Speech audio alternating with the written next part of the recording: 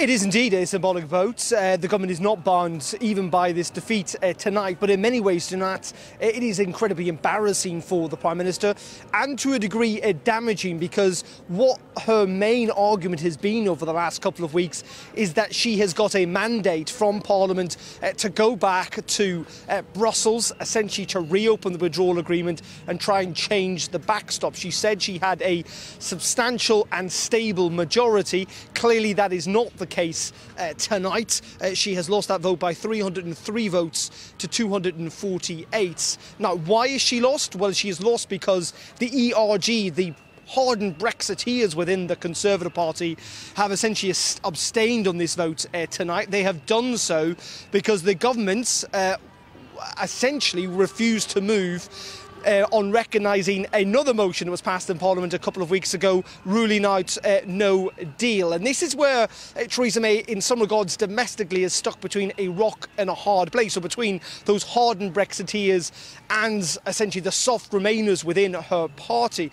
Because tonight it was a battle between those on the right, on the Brexiteer side, who wanted her to dump essentially this resolution to rule out no deal, that no deal should remain on the table, but a battle then also between those soft Remainers who essentially wanted to uphold the will of Parliament as voted a few weeks ago. So where does this all leave us? Well, it leaves us in many regards where we have been for the last while, Jeanette, a divided Conservative Party, a divided House of Commons, and a defeated again Theresa May. Yes, she suffered defeats quite a lot, more than any other Prime Minister in living memory, but she will stumble on from this because, as you said, it is not legally binding, but it most certainly is damaging.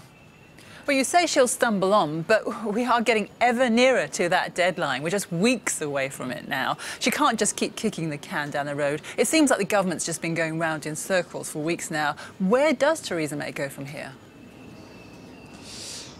Good question, because you're right, she can keep kicking the can down the road, not least of all because there is a date, that is March 29th, when Britain is due to leave the European Union, and at the moment it is written in legislation that Britain will leave with a deal or without a deal. So something will need to give. Now, the next date that people here are looking towards is February 27th. That is when it is likely Theresa May well face another meaningful vote, a binding vote essentially, on her deal, particularly if she's not made substantial progress with Brussels. Her strategy, though, which is one of kicking the can down the road, must be said, I think it is one that the European Union have bought into too, Jeanette.